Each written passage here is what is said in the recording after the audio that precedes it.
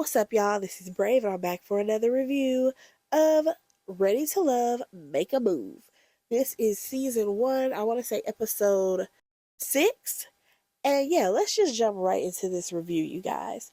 So, of course, we left off with a cliffhanger yet again, which was Ashley explaining how her friend Stormy was not really being a friend. She was trying to figure out if she could get with Kirsten. Now, Tamika gotta go, y'all, because I feel like she's so out of touch with the ladies. And even when she does try to give commentary, it doesn't make sense. Because she decides to talk about how Ashley is, insecure. But I'm just like, no, not in this situation. Like, yes, Ashley does have her insecurities about other women, but no, no, no, no, no. Um, Little Miss Tamika, I'm ready for you to go run back the footage and maybe go watch it. And then you can see where Stormy was completely out of line. Stormy was absolutely trying to hit on Kirsten. Like, what are we doing here? Nonetheless, it's time to make a move, okay? Zadia, of course, she's going to keep Cameron around. That is the only man that she's interested in. At this point, they can just ride off into the sunset. I don't even know why she's still there. Like, y'all could have, if you found your partner, y'all can go ahead and do y'all thing. Another person who got to stick around, which I was kind of surprised by, was Kirsten. Kirsten was still there. And I guess it was because the other guy, he had too much baggage or whatever. But I'm just kind of like, why is Kirsten still here? Because not only was Stormy flirting, he was low-key talking back to her. So I'm not understanding how he's still here, but I digress. Now, of course, Charisse, she had to let Keith go because he does not travel. And if he can't give her the finer things in life, that's not going to work. But, girl, I don't think Mizell can either. No offense, but he's just, a high school dean?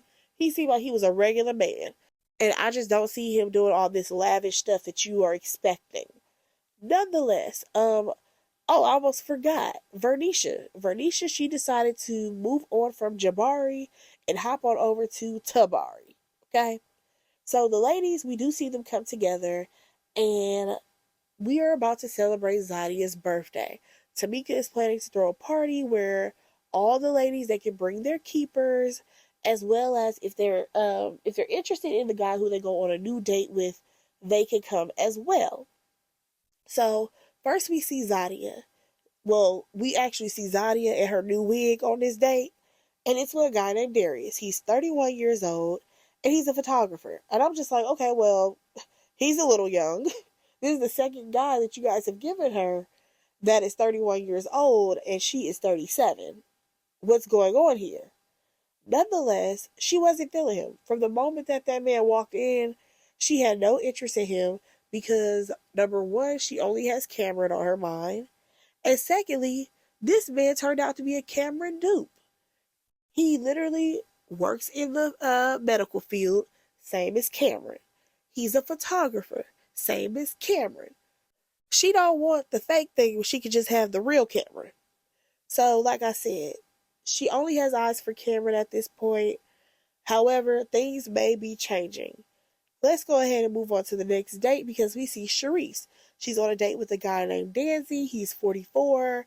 He works in pharmaceutical sales. And according to him, he has traveled.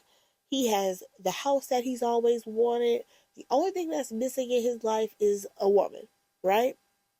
Now, first of all, I feel like he's kind of putting on. It sounds like he was just saying all the things that a woman would want to hear.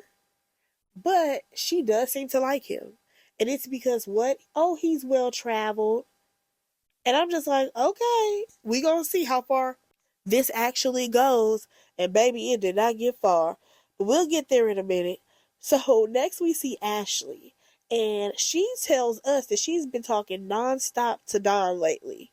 Okay, the guy that she sent home, the first guy that was her keeper. And she's also been dating Kirsten. So baby girl, she's feeling herself right now. So she actually goes on a date with this guy named Kenny, and he was a high school principal, I believe. He's 35 years old. Now I will say, New Orleans got a lot of people who work at the high schools. I'm just saying. Nonetheless, his last relationship, or no, his last real relationship was 10 years ago. And since then, he has only been in situationships. He is clearly a no for Ashley. There's no chance. Now, let's slide on over to Vernisha because she meets a guy by the name of Cantrell. He is a high school social worker slash basketball coach. Cantrell, he does seem very down to earth.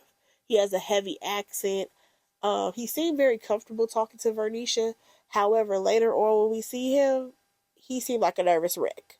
Now, Vernisha, she did enjoy the conversations that she had with him. And my only thing was, I feel like Kentrell, he's very similar to Jabari. Like, they're very down to earth. You know what I'm saying? But with the way Vernisha has been describing her lifestyle, I'm not sure if Kentrell will be able to handle that either. So, the next scene that we have is Zadia and Ashley. They're having a conversation. Now, it is clear that, Ashley still has a thing for Don. And it's to the point where she wants to bring him to the party. Now, she says that she will have both of her options at this party. And baby, let's just head on to the party because a lot of people have multiple options there. So, the ladies are all looking nice for Zadia's birthday party. And the first guy there is Tabari. Tabari, what in the Saturday Night Fever was going on? Like, what was that outfit? I don't understand what's happening. Now, of course, we know that he is there for Vernisha, but Vernisha, she also invited Cantrell. Cantrell, he looked like he just came for the food. I'm like, okay, that's the outfit that you chose. Cool.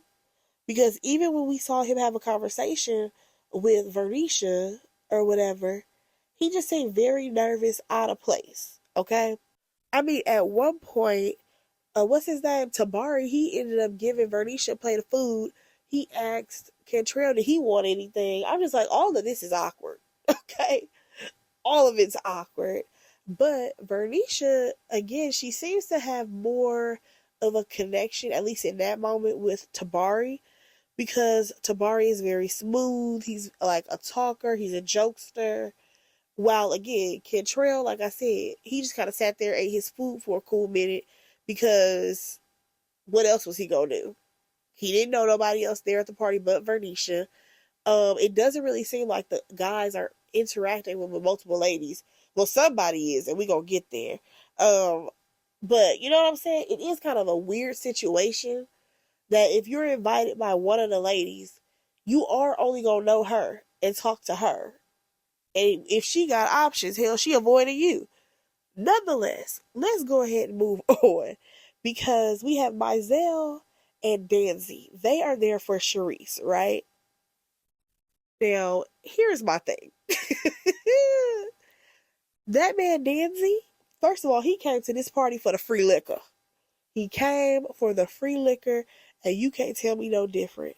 Because that man, he got loose as a goose. I'm just like, send him home right now. Like, at one point, he touched her back. Charisse was over it. Like, I just feel like Danzy, he put on a whole different persona when he first met Charisse. But that is not what we got right here. Like, this right here is his true self.